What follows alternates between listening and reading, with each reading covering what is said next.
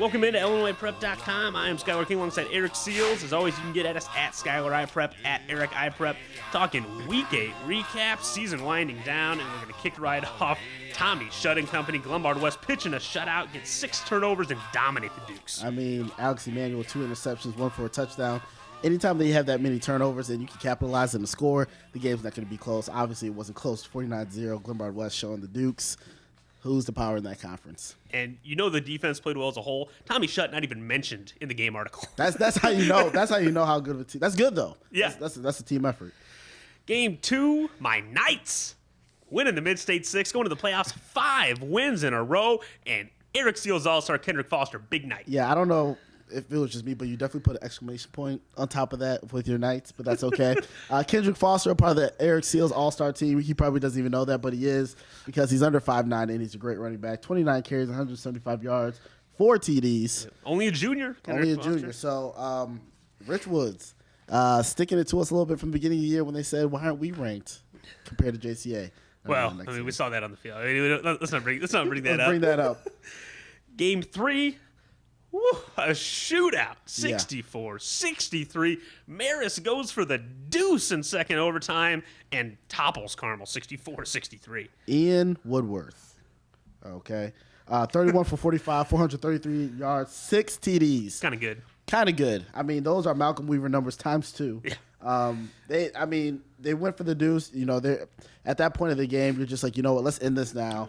Let's go ahead and you know go high or go home. Yeah. And they went high and went home.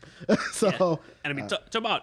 I mean, in this East Suburban, haven't talked about Marist all year. Nope. And you know, there they are, only 1 loss in conference, heading for JCA for really a battle for outright second place because the Roadrunners, man, they got it done this year. And if you look at that shows a good conference. Yeah, the depth. Yeah, the depth in that conference. When Carmel, by record, yeah, is the 4th best team in your conference. that's pretty good.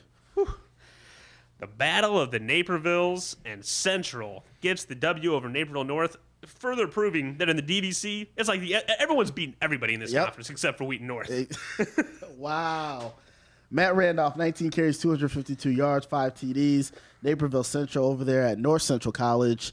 The battle of the Napervilles, you know, showing that, you know, out of the 2 programs, Central has got it over them, you know. That's always going to be a great game. Anytime you have those 2 Naperville schools, packed house. Naperville Central came out with the win with this one. Yep. Now they're both 5-3, 4-2 in the DVC. So Naperville Central not only beats them in this game, but gets to finish ahead of them in conference. Yep. And in all likelihood, probably getting a little better spot in that playoff seeding, which is always important because the easier path you can have, the better. And the more wins. Absolutely. That brings us to the game we were at.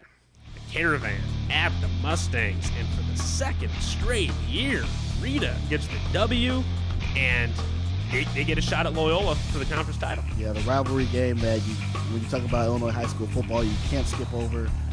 St. Rita Will McNamara. McNamara, 8 tackles, 1 fumble recovery. I mean, the defense was, I don't know say if the defense was all over Mount Carmel, but Mount Carmel they were was opportunistic because Butkus in that backfield, they had trouble keeping the ball off the ground, and it just seemed like a lot of turnovers. Every time they did, Rita was there. There was even one where you even commented that ball was on the ground forever. It was. And my main man, Charles Elmore, scooped it up. Number 29, always making plays in that back end of that defense. And yeah, I mean, hats off to Rita. We saw them lose a 7-0 game. We both picked Mount Carmel. And like I said on the Top 10 show also, that lingered in my head that, you know, Rita got shut out. How are they going to put up enough points against Mount Carmel? But all they needed was 8 points because that defense showed up and limited to 1 Brandon Green touchdown. Exactly. So that's the 5 games we picked. What was the biggest shocker to you here? I think being at that Rita game, it wasn't even really a shocker because I felt like he'd go either way. A little colder. You know, there was a lot of hitting going on, and that's one thing that you're always going to get when you see those Chicago Catholic League schools is they can hit, and I know it hurts a little bit more when it's cold. So it was a good game, though. Good to see. To me, the biggest surprising thing is that Marist was able to throw so effectively and so often unless they were playing in a dome that I don't know about, it was a windy night on Friday. Yeah.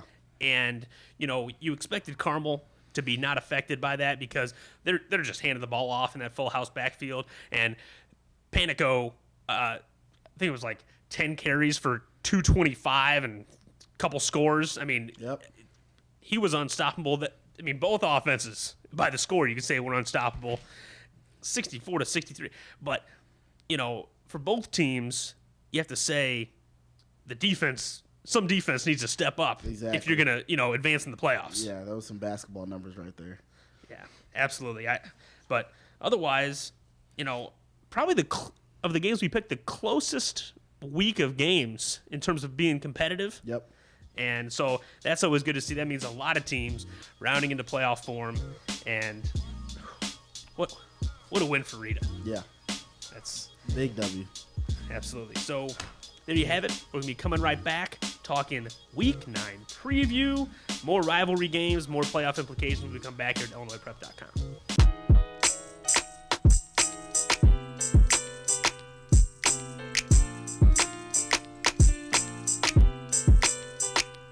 Welcome back in, IllinoisPrep.com, Week 9 preview. 5 big ones on the line here. Rita at Loyola, Joliet Catholic at Marist, Wheaton South hosting Wheaton North, Streamwood at Batavia, and then first game we're going to talk about Providence at Mount Carmel. Providence into the playoffs already, but just another one of these big Catholic Blue rivalries. Yeah, I think Mount Carmel's going to end up the regular season with a W over Providence. Providence is a team we were looking at earlier this year that was, a team that we thought was going to be, doing really good, and they still can, especially where they're, depending on where they are in the playoffs. But after that loss that Mount Carmel had against St. Rita, I think they're going to come away with the W over Providence. Yeah, to me, it's the double whammy. You got Mount Carmel coming off the win, coming off the loss. Providence coming off the sigh of relief win because they know they're in the playoffs now. Mm-hmm. And so an angry team against a relieved team. I got Mount Carmel also. Yep. Game 2, Batavia, Streamwood. Batavia, another one of these under-the-radar teams going for 9-0, and I think they get it. Yeah, a team that I played against a lot when I was in high school. Their quarterback, I believe Noel Gaspari, 13 for 21, 218 yards, 2 touchdowns last week. I think Batavia is going to end their season 9-0, and they're going to be, someone to look at as far as the playoffs. Wheaton South hosting Wheaton North. Conference title on the line for both teams. Wheaton South only one loss in conference. Could have ruined Wheaton North's season. But I think if this was a 4-4 Wheaton South team, they'd be even hungrier because they would need it for the playoffs. Yep. I think Wheaton North gets revenge. They just beat Lombard North for the first time since 2002. Yep. And I think they get another big rivalry win here. Wheaton North, anytime they've had to take down the Giant in the conference, now is the time. And they have to do it. I got Wheaton North for the win as well. It's just their time to do it. Yep. Especially with now or never. Yeah, with Wheaton South last week against Lombard East, it looks like Vital might be out or he wasn't playing throughout the whole game. So that definitely makes a big difference. So I'm gonna have to go with the Falcons.